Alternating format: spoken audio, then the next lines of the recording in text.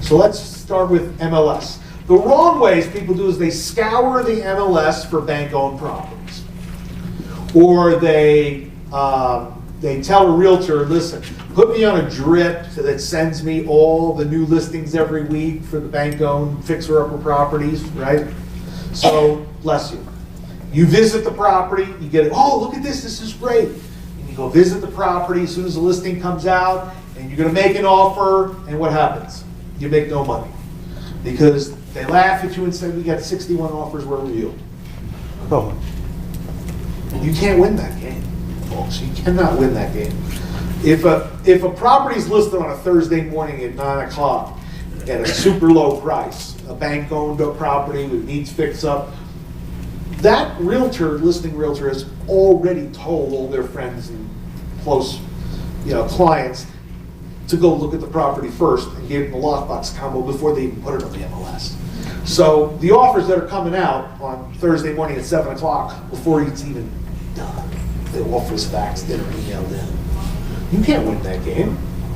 Unless you're on the inside with that realtor, then you can win that game. So if you can't beat them, join them.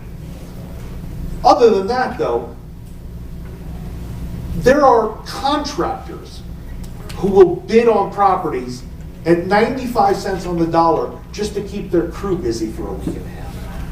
You can't beat that. People playing with cash and you're making offers based on hard money, doesn't work. It does not work. The right way and profitable way is get a list of expired properties, expired listings. Mail to them and or knock on their door. Offer something quick and outside the box. Does that make sense? Joe, who was here yesterday, I don't know if you guys met Joe, but Joe, he was here yesterday afternoon. He took my recommendation and mailed about 800 mailers to expired listings in Colorado Springs, more expensive houses, like $400,000 to $600,000. Because most investors in Colorado Springs will be looking at $150,000 to $250,000 houses. So he went 400 to 600 expired listings. 800 and something letters he mailed out. He got over 100 calls. I mean, you can offer free pizza and you won't get that many calls. He did. And you know what? I see, because what I do, I got 100 calls. I don't have time to call these people back. I go just wait for someone to call 3 times. So the first guy who called 3 times, he made a deal with him, won 3 houses worth $1.9 million for free. What did the letter say? What? What was in the letter? Oh, I can tell you that, but I'd have to kill you.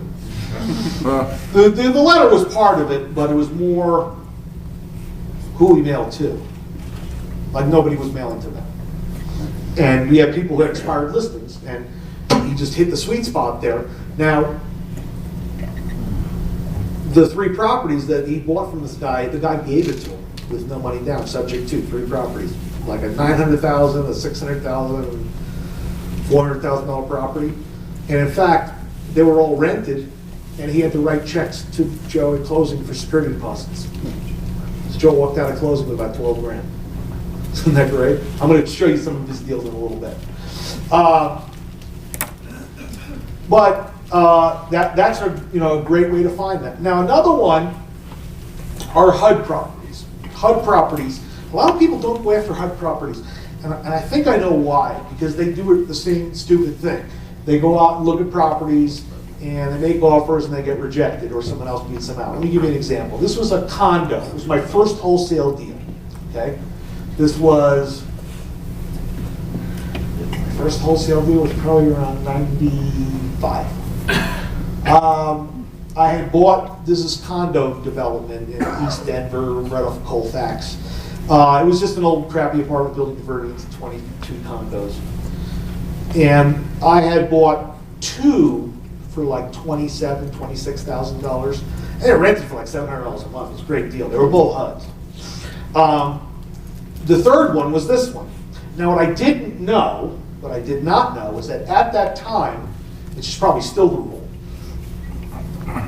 a lender won't give you a loan to own more than 10% of the development. I didn't know that, so I bought 2 out of 22, that was fine. A third one put me more than 10% owner of the development, couldn't get a loan. So, wow. All right, so I guess I'll wholesale. So, give a call to my friend Bob. He's the co-author on my book, Flipping Properties, Bob Dahlstrom. Also, my brand new book, which is just hitting Amazon, I think, today, called The Business of Flipping Homes. It's a killer book. It's our best book yet. It's a big, fat book. New book. I said, Bob, this makes a really good rental. You probably want one too. And we basically did a double closing, and he gave me 5,000 big ones. $5,000. It wasn't a lot of money, but at the time, it's one of my first wholesale deals I had done. And this is what I recommend you do. If this is your first deal, don't blow your money. You got to save it for a rainy day or reinvest it in marketing or whatever you want to do. This is what I did with this money, so I recommend you do on your second deal. This is what I did. The Ritz-Carlton. They have lots of ass smoochio going on there. They have one person to kiss each one of your butt cheeks. Highly recommend. Get your family involved. You know, reward your family for putting up with all your nonsense and late hours working and ignoring them and driving around on weekends looking at houses. You get your family behind you, support you. There's no stopping. So with HUD properties, this is the deal. FHA insures these loans. The bank gives a loan, FHA insures it. HUD bails out the bank when the loan goes bad because they insured it, they bail out the bank, they pay off the bank. Not 100% of the money, but a pretty good chunk of it. And then they wait about a year or more and HUD will list it for sale. Now, it's offered to owner occupants first. They want someone who's going to live in there and get an FHA loan and live there. And then when it doesn't sell or they don't get a substantial price they're looking for, they offer what's called the extended listing. And that means it's open for everybody. Still to owner occupants too, and if they get an offer from an owner occupant versus an investor, they're going to go with the owner occupant, even if the offer is less. Okay? Now, it's a silent bidding process. You have to go through a HUD-approved broker. So they submit it, it's a special contract. It's silent in the sense you don't make an offer and get a counter. Although I got a counter once. My realtor said in 30 years he'd never seen a counter. But it's like, what? This one, I bought two. I went by the third one, I made an offer, and they countered me like $1,000. He's like, they never do that. I'm like, yeah, they saw my name, they tried to squeeze me for an extra 1,000. Jerks. But even though I was the best bid on there that they had. Now, the way to get it done here is, you have to understand there's this unwritten 88% rule. How many people have heard that before with HUD properties? Sort of an unwritten rule that HUD will take no less than 88% of the asking price.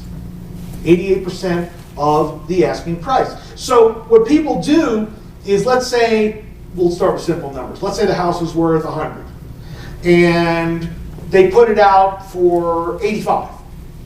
Okay, now that's difficult now. They put it out there for 80. Okay, what's 88% of 80? I don't know. Can't do math like that. 72? Okay, 72,000. Now, you want to pay about 50 because it needs work, right? So what do you offer? 50. What? What do you offer? 45? But they won't take less than 88% of 80, right? 72. What do you offer? 72. But that's not a good deal.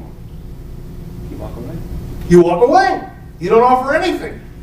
And then it goes through the process. Someone else bids on it. Let's say someone paid 72 and they didn't close, so they're going to list it again, put it back on the listing. Let's say this time at $70,000, and it keeps going through. And at some point, maybe they're like, all right, we're going to list it at 50. What do you offer? 80% of 50. 80% of 50. Greed will get you slaughtered. You offer 50. Offer 52. Offer more. See, instead of trying to beat that 88% game, wait till it drops below what you want to buy it for and then overbid it. Because everyone's saying the same thing. They're going to offer 50 or somewhere around 88% of 50 instead of offering more than 50.